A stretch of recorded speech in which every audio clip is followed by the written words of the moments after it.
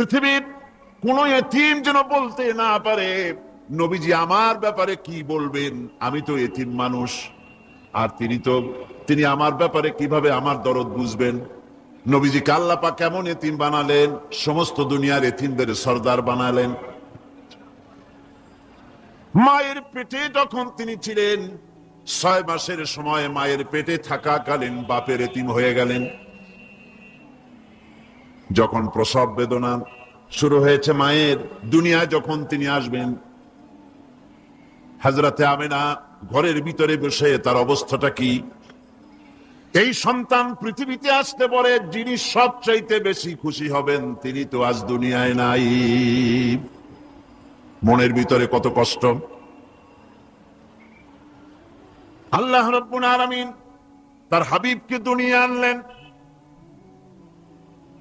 রাসূলের দাদা ঘরের সামনে তাঁবুর সামনে দাঁড়ায়া তায়েফ থেকে আগত সাদিয়া গোত্রের লোকদেরকে বলতেছেন, এই ঘরের ভিতরে একটা এতিম বাচ্চা আছে, বেশি টাকা কড়ি দেওয়া যাবে না, যদি দয়া হয়ে নিয়ে যাও। গরিব মানুষ, এতিম মানুষ দেখে শুনে কেউ আর নিতে চায় না। সবশেষে এলেন ভাগ্যবতী মেয়ে, ভাগ্যবতী মহিলা হযরতে হালিমাতুস সাদিয়া। তিনি এসেছেন, কোনো ছেলে পেলে পায় নাই, সকলের শেষে তিনি এসেছেন। আব্দুল মুত্তালিব বলছেন, এই ঘরের মধ্যে একটা এতিম বাচ্চা আছে, দয়া হলে নিয়ে যেতে পারো। তিনি স্বামীর সঙ্গে পরামর্শ করলেন, এরপরে বললেন, যদি দেখতে অন্তত ভালো হয়, মন যদি ভালো লাগে নিয়ে যাব, একেবারে খালি হাতে ফিরে যাওয়ার চাইতে তো ভালো। হযরতে হালিমা বলেন, আমি ঘরের মধ্যে প্রবেশ করলাম, মা আমেনার কোল থেকে শিশু মুহাম্মদ সাল্লাল্লাহু আলাইহি ওয়াসাল্লামকে যখন আমি কোলে নিলাম, আমি হুজুরের চেহারার দিকে নজর করে দেখলাম, আমার কাছে মনে হলো যেন পূর্ণিমার চাঁদটা আমার কোলে ধরা দিয়েছে। রাসূল কি শিশু মুহাম্মদ সাল্লাল্লাহু আলাইহি ওয়াসাল্লাম কি যখন নিয়ে বাড়ির দিকে রওনা হলাম, যে গাধা আমার সকলের পেছনে এসেছে সেই গাধা এখন সকলের আগে ছুটে চলে যায়। এরপরে বাড়ি যখন নিয়ে গেলাম, কুয়ায় পানি বাড়লো, গাছে ফসল বাড়লো, খেজুর গাছে খেজুর বাড়তে লাগলো, জমিনে ফলন বেড়ে গেল। রাসূলের দুধ বোন সাইমা রাসূলকে নিয়ে মুহাম্মদ সাল্লাল্লাহু আলাইহি ওয়াসাল্লাম তাকে দোলনা নিয়ে দোল দিতেছে। কি আশ্চর্য অবস্থা! সাইমা তাকে দোল দিচ্ছে আর বলতেছে, বেঁচে থাকুক মুহাম্মদ সাল্লাল্লাহু আলাইহি ওয়াসাল্লাম, সে দীর্ঘজীবী হোক। কবি লিখতেছেন, কি আশ্চর্য কথা, বেদুইন বালিকা কারে নিয়ে দোল দেয় সে কি তা জানে? বিশ্বনবী মুহাম্মদ রাসূলুল্লাহ সাল্লাল্লাহু আলাইহি ওয়াসাল্লাম এভাবে এতিম অবস্থায় জীবন তার শুরু হলো। যখন তিনি ফিরে এলেন 6 বছর বয়সের সময়, যখন মায়ের কাছে তিনি ফিরে এসেছেন, প্রতিদিন তিনি খেলা দেখতে যান ময়দানে। ইতিহাসের মধ্যে লেখা হয়েছে, মা প্রতিদিন সন্ধ্যার সময় তাকে ফিরে পান। আজকে সন্ধ্যা হয়ে গেছে, শিশু মুহাম্মদ সাল্লাল্লাহু আলাইহি ওয়াসাল্লাম বাড়ি ফেরেন না। কারণ কি, কেন বাড়ি ফেরে না? সন্ধ্যার দিকে তিনি চলে গিয়েছেন পাহাড়িয়া ময়দানে, যে দেখেন ধুধু করতেছে, চতুর্দিকে সন্ধ্যা হয়ে গেছে, অন্ধকার হয়ে গেছে, কোনো ছেলে পেলে নাই, কেউ নাই। পাহাড়ের পাদদেশে বসে শিশু মুহাম্মদ সাল্লাল্লাহু আলাইহি ওয়াসাল্লাম কাঁদতেছেন। মা প্রশ্ন করলেন, বাবারে, সন্ধ্যা উত্তীর্ণ হয়ে গেল, কেন একা একা বসে বসে কাঁদো? তিনি বলছেন, মাজি, আজ কদিন খেলা দেখতে আসলাম ময়দানে, প্রতিদিন দেখি যখন সন্ধ্যা হয়ে যায় মুরব্বী শ্রেণীর কিছু লোক আসে, ছেলেকে নাম ধরে ডাক দেয়, ছেলেরা দৌড়ে তারা বাবার কাছে চলে যায়, আর বাবা ছেলেকে কোলে নিয়ে মুখে চুমা দিয়ে বাড়ির দিকে নিয়ে যায়। আমি আজ কদিন পর্যন্ত এই ময়দানে এলাম, কোনদিন সন্ধ্যা বেলায় তো কেউ এসে আমাকে মুহাম্মদ বলে একটা ডাক দিল না। আমার আব্বা কি নাই? আল্লাহ রাব্বুল আলামিন বলেন, আলাম ইয়াজিদকা ইয়াতীমান ফাআওয়া, এরকম এতিম অবস্থায় পেয়ে আমি কি আপনাকে আশ্রয় দেই নাই? আপনাকে আমি পেয়েছি এতিম অবস্থায়, এরপরে আমি আপনারে আশ্রয় দিলাম। ওয়াওয়াজাদাকা দাল্লান ফাহাদা, এরপরে আমি আপনাকে পথ হারা পেলাম, আমি আপনাকে পথের দিশা দিয়া দিলাম। ওয়াওয়াজাদাকা আইলান ফাআগনা, এরপরে আমি আপনাকে দরিদ্র অবস্থায় পেয়েছি, তারপরে আমি আপনার দারিদ্র মুক্ত করেছি আপনাকে। সুতরাং ফাআম্মাল ইয়াতীমা ফালা তাকহার ওয়া আম্মাস সাইলা ফালা তানহার ওয়া আম্মা বিনি'মাতি রাব্বিকা ফাহাদ্দিস। সুতরাং নবী, এতিমের প্রতি নির্মম ব্যবহার করো না, এতিমের প্রতি ভালো ব্যবহার করো, নির্মমতা দেখাইও না। আর ভিক্ষুককে ধমক দিও না, রূঢ়তা দেখিও না, আর আল্লাহর নিয়ামতের প্রশংসা করো। বহুত মানুষ আছে এতিমরে গলায় ধাক্কা দেয়। আপনাদের আবার স্মরণ করিয়ে দিচ্ছি, সেই যে হযরতে খাব্বাব রাদিয়াল্লাহু তাআলা আনহু রাসূল করিম সাল্লাল্লাহু আলাইহি ওয়াসাল্লামের খেদমতে গিয়ে বলেছিলেন যে আলা তাস্তানসিরু লানা আলা তাদউ লানা, হে রাসূল আপনি কি আমাদের জন্য দোয়া করবেন না? আমরা তো না খেয়ে মরে গেলাম, আমরা তো ক্ষুধার জ্বালায় মরে গেলাম, আমরা তো মার খেতে খেতে শেষ হয়ে গেলাম, আপনি কি আল্লাহর কাছে আমাদের জন্য দোয়া করবেন না? আল্লাহর নবী কাবা শরীফের ছায়ায় আরাম ফরমাচ্ছিলেন। হযরতে খাব্বাবের কথা শুনে আল্লাহর নবী উঠে বসলেন, আর তিনি বললেন, ও সাহাবী খাব্বাব শোনো, তোমাদের আগে এই জমিনে যারা দ্বীনের দাওয়াত দিতে এসেছিলেন তাদেরকে সমাজ শক্তি, রাষ্ট্র শক্তি তাদেরকে ধরত, ফায়ুহফারু লাহু ফিল আরদ, এরপরে তার জন্য জমিনে গর্ত খনন করা হতো, কবর খনন করা হতো, ফায়ুজালু ফিহা, এরপরে সেই কবরের ভিতরে তাকে কোমর পর্যন্ত গেড়ে দিত, সুম্মা ইউতা বিল মানশার, এরপরে করাত আনা হতো, ফায়ুদাউ আলা রাসিহি, এরপরে তার মাথার উপরে সে করাত রাখা হতো, ফায়ুজালু নিসফাইন, এরপরে করাত চালায়া জীবিত মানুষটাকে চিরে দ্বিখণ্ডিত করে ফেলে দিত। মা ইয়াসুদ্দুহু যালিকা আন দীনি, এত কষ্ট দেওয়ার পরেও, এত নির্যাতন দেওয়ার পরেও সেই যুগে দ্বীনের একজন দায়ীকেও তারা এক চুলো দ্বীন থেকে সরাই দিতে পারে নাই। ও খাব্বাব শোনো, ওয়াল্লাহি লা ইউতাম্মান্নাল্লাহু হাযাল আমরা হাত্তা ইয়াসিরার রাকিবু মিন সানা ইলা হাদরামাউত। ও খাব্বাব শোনো, আমি আল্লাহর নামে কসম করছি, আমি আল্লাহর নামে শপথ করছি, ইয়েমেনের রাজধানী সানা থেকে শুরু করে এই হাজারামত পর্যন্ত লোকেরা যাতায়াত করবে, নারী চলবে, সওদাগররা চলবে, টাকা নিয়ে চলবে, যৌবন নিয়ে চলবে, মানুষেরা চলাফেরা করবে, দিনেও যাবে রাতেও যাবে। লা ইয়াখাফু ইল্লাল্লাহ, ওই মানুষগুলির মনের মধ্যে আল্লাহ রাব্বুল আলামিনের ভয় ছাড়া কোনো ভয় থাকবে না। জোরে কোন সুবহানাল্লাহ। ওয়ালাকিন্নাকুম তাস্তাজিলুন, বরং তোমরা বড্ড তাড়াহুড়ো করছো। অপেক্ষা করো, তাড়াহুড়ো করো না, অপেক্ষা করো।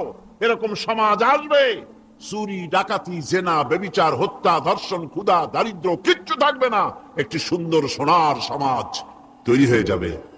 রাসূল করিম সাল্লাল্লাহু আলাইহি ওয়াসাল্লাম মুসলমান মানুষ যখন ইসলাম কবুল করতে লাগলো, তাদেরকে ইসলাম গ্রহণের আহ্বান জানিয়ে তাদেরকে যে কথাটা তিনি বলতেন সেটা ছিল, ইয়া আইয়ুহান নাস কুলু লা ইলাহা ইল্লাল্লাহ তুফলিহু। এটা হলো রাসূলের কথা। আল্লাহর নবী বলতেন, মানব সকল কল্যাণ যদি পেতে চাও, মুক্তি যদি পেতে চাও, বাঁচতে যদি চাও, যদি শোষণ বঞ্চনা থেকে যদি মুক্তি পেতে চাও, তাহলে পড়ো লা ইলাহা ইল্লাল্লাহ। জোরে পড়েন লা ইলাহা ইল্লাল্লাহ, লা ইলাহা, লা ইলাহা, লা ইলাহা ইল্লাল্লাহ, লা ইলাহা الله لا إله لا إله إلا الله মুহাম্মাদুর রাসূলুল্লাহ। এই কালেমা পড়ো, এই কালেমা ঘোষণা দাও, এটার অনুসরণ করো, নাজাত পাবে। মানুষের জীবনে প্রকৃত কল্যাণ লাভের পথে দুটি অন্তরায়, দুটি বাধা। তার একটি বাধা হচ্ছে তার ভীতি, ভয়, শক্তিশালীদের ভয়, অত্যাচারীদের ভয়। আর একটা হচ্ছে ক্ষুধা। প্রকৃত কল্যাণ লাভের পথে মানুষের অভাব অনটনের ভয়, ক্ষুধা দারিদ্র্যের ভয় এবং অত্যাচারের ভয়, এই দুইটি ভয় মানুষের মধ্যে সেই প্রথম দিন থেকেই চলে এসছে। ইসলাম প্রচারের প্রথম অধ্যায় আল্লাহ রাব্বুল আলামিনের বন্দিগির দাওয়াত দিয়ে নবী করিম সাল্লাল্লাহু আলাইহি সাল্লাম বলেছেন, এই ক্ষুধা আর ভয়, এই দুটি জিনিসকে দূর করে দেওয়ার মতো পরিকল্পনা আল্লাহ পাক দিয়েছেন। আজও পৃথিবীতে আমাদের সমাজে এই দুইটা জিনিসেরই ভয়। কয়টা জিনিসের ভয়? একটা হচ্ছে ক্ষুধা, আর একটা হচ্ছে ভীতি। মানুষ সমাজে, বাজারে, স্কুলে, বিশ্ববিদ্যালয়, শিক্ষাঙ্গনে কোনো জায়গায় আরামে বসবাস করতে পারছে না। মাহফিল এসছেন, নিশ্চিন্ত মনে ফিরে যেতে পারবেন।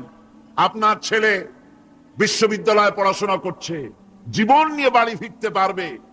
আপনার মেয়ে কলেজে গিয়েছে, তার ইজ্জত নিয়ে, সম্ভ্রম নিয়ে ফিরে আসতে পারবে, এ গ্যারান্টি আজ আর কেউ দিতে পারে না। সত্য কিনা বলেন? নবীজির কাছে আল্লাহ রাব্বুল আলামিন কোরআনে কারীমের আয়াত নাজিল করলেন, নবীজিকে শোনায় দিলেন। এই দুটো জিনিসের গ্যারান্টি ইসলাম দিচ্ছে, আল্লাহ পাক দিচ্ছেন। তাহলে এই ফালইয়াবুদু রাব্ব হাযাল বাইত।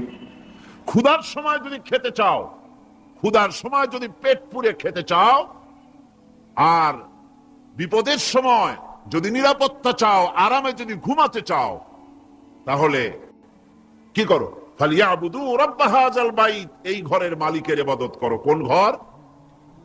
আল্লাহর ঘর। এ ঘরের মালিক কে? আল্লাহ সুবহানাহু ওয়া তাআলা। এ ঘরের মালিকের ইবাদত করলে কি হবে? আল্লাহ রাব্বুল আলামিন বলেন, আল্লাযী আত'আমাহুম মিন জু'ইন ওয়া আমানাহুম মিন খাউফ। এ ঘরের মালিকের ইবাদত করলে পরে তিনি ক্ষুধার সময় খেতে দিবেন, আর ভীতির সময় তোমাদেরকে নিরাপত্তা দান করবেন। যদি পেট ভরে খেতে চাও, আল্লাহর ইবাদত করো, গোলামি করো। আর যদি তোমরা বিপদের সময় নিরাপত্তা লাভ করতে চাও, তাহলে তোমাদেরকে সেই আল্লাহ পাকের ইবাদত করতে হবে। সমস্ত রকমের বিপদ থেকে, মুসিবত থেকে, ভয় থেকে তিনি তোমাদেরকে আশ্রয় দিবেন। সুতরাং আল্লাহর প্রতি ঈমান আনতে হলে শুধু সেজদা দেওয়াই যথেষ্ট নয়। এখানে আল্লাহ পাক বলছেন কোরআনে কারীমের ভেতরে, তিনি যে পরিকল্পনা দিয়েছেন তা হচ্ছে এই, শুধু সেজদা দিলেই কাজ হবে না, শুধু পূর্ব পশ্চিমে কতবার মাথা ঘুরলে এটাই যথেষ্ট নয়, বরং সমাজের এতিম, মিসকিন, বিধবা, অনাথ, অনাথিনী, ঋণগ্রস্ত যে সমস্ত মানুষ আছে তাদের সাহায্য করতে হবে, তাদের সাহায্যে এগিয়ে আসতে হবে। অন্যথায় আল্লাহ এবং তার দ্বীনের প্রতি ঈমান মিথ্যা বলে প্রমাণিত হবে। নামাজের ভিতরে আমরা সূরা মাউন পড়ি, কি বলা হচ্ছে সেখানে? আরাআইতাল্লাযী ইউকাযযিবু বিদ্দীন ফাযালিকাল্লাযী ইয়াদুল ইয়াতীম ওয়া লা ইয়াহুদ্দু আলা তুআমিল মিসকিন। দ্বীন ইসলাম তথা বিচারের দ্বীনকে অস্বীকার করেছে যে সে লোকটি সম্পর্কে কি তুমি বিবেচনা করেছো? সে কোন লোকটি? যে লোকটি এতিমকে গলা ধাক্কায় দেয়, মিসকিনদেরকে খেতে দেয় না, পরস্পর পরস্পরকে, মিসকিনকে খাবারের ব্যাপারে উৎসাহিত করে না, এতিমকে গলা ধাক্কা দেয়। এই জন্য পরকালকে অস্বীকার করলো, এই জন্য ইসলামকে অস্বীকার করলো, এজন্য দিনকে অস্বীকার করলো। এরপরে সে নামাজ পড়ুক, রোজা রাখুক, তার নামাজ, রোজা, হজ, যাকাতের গুরুত্ব বহন করবে না। কিয়ামতে যেসব লোক জাহান্নামে যাবে তার মধ্যে দুটি কারণ হবে সবচেয়ে বড়। একটা হচ্ছে আল্লাহর প্রতি ঈমান না আনা, আর একটা হচ্ছে এতিম মিসকিনদেরকে খেতে না দেওয়া। এদের শাস্তি কিরকম হবে? আল্লাহ রাব্বুল আলামিন বলেন, যারা এতিম মিসকিনদেরকে খেতে দিবে না, গলায় ধাক্কা দিবে, তাদের সঙ্গে দুর্ব্যবহার করবে, আল্লাহ পাক বলেন তাদের অবস্থা কি হবে শোনো। খুযূহু ফাগুল্লুহু সুম্মাল জাহিমা সাল্লুহু। বলা হবে ধরো, এই লোকটারে ধরো, আর তাকে, তার গলায় ফাঁস লাগাও, তাকে জাহান্নামে নিক্ষেপ করো। নাউযুবিল্লাহি মিন যালিক। আর এরপরে তাকে 70 হাত 70 গজ শিকল দিয়ে তাকে বেঁধে ফেলো, তাকে জাহান্নামে নিক্ষেপ করো। কারণটা কি? কারণ হলো ইন্নাহু কানা লা ইউমিনু বিল্লাহিল আযীম ওয়া লা ইয়াহুদ্দু আলা তুআমিল মিসকিন। গলায় ফাঁস লাগায়া 70 হাত শিকল দিয়া বাঁধা জাহান্নামে নিক্ষেপ করো, কারণ সে আল্লাহর উপর ঈমান আনে নাই, আর এতিমদেরকে, মিসকিনদেরকে খাবারের ব্যাপারে পরস্পর পরস্পরকে উৎসাহিত করে নাই, নিজেও খাওয়ায় নাই, আরো একজনকে উৎসাহিতও করে নাই। কিয়ামতে জাহান্নামে যারা যাবে, জাহান্নামে যাওয়ার যতগুলি কারণ থাকবে তার মধ্যে দুটি কারণ বড়। বলেন কয়টা কারণ বড়? আল্লাহ পাক বলতেছেন, জাহান্নামীদেরকে প্রশ্ন করা হবে, ইয়াতাসাআলুনা আনিল মুজরিমিন মা সালাকাকুম ফি সাকার। জাহান্নামীদেরকে প্রশ্ন করা হবে, জাহান্নামে আসছো কেন, কি অপরাধ করে আসছো? ক্বালু লাম নাকু মিনাল মুসাল্লিন ওয়া লাম নাকু নুতঈমুল মিসকিন। তারা বলবে যে আমরা নামাজ পড়তাম না আর মিসকিনদেরকে খেতে দিতাম না। কত বড় মারাত্মক অপরাধ লক্ষ্য করুন। নামাজ না পড়া আর মিসকিনদের খেতে না দেওয়া জাহান্নামে যাওয়ার যত কারণ, তার মধ্যে শ্রেষ্ঠ দুটি কারণ হচ্ছে এই, যারা নামাজ পড়বে না, এতিম মিসকিনদেরকে খেতে দিবে না, এবং পরস্পর পরস্পরকে এতিম মিসকিনকে খেতে দেওয়ার ব্যাপারে উৎসাহিত করবে না, কিয়ামতে তারা জাহান্নামে যাবে। কোথায় যাবে? খোদ রাসূল কারীম সাল্লাল্লাহু আলাইহি ওয়াসাল্লামকে লক্ষ্য করে আল্লাহ রাব্বুল আলামিন বলেন, নবীজি আপনি এতিমদের সঙ্গে সদ্ব্যবহার করবেন, এতিমদের ব্যাপারে আপনি দায়িত্ব পালন করবেন। কারণ হলো আপনিও তো এক সময় এতিম ছিলেন, এতিমের ব্যাপারে দায়িত্ব পালন করবেন।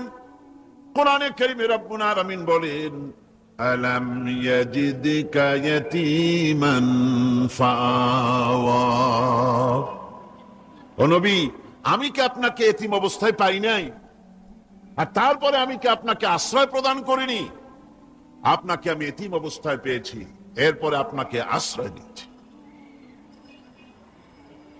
রাসূল তো এতিমদের সরদার।